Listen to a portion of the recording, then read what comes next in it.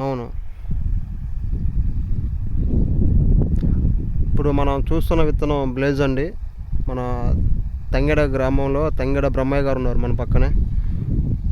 నమస్తేనా. ఏ విత్తనం వేశారు? ఎట్లా ఉంది? ఎవరు మీది? పేరేం పేరన్నా? గవదగట్ల బ్రహ్మయ్య. గవదగట్ల బ్రహ్మయ్య గారి పొలంలో ఉన్నామండి. మనకి బ్లేజ్ అయితే ఎక్సలెంట్గా బాగుందండి. కింద నుంచి పై దాకా కూడా ఒకటే కాపు, కాయ సైజు కూడా బాగుంది. మనకి చివరి కోత వరకు కూడా కాయ సైజు బాగుంటుంది.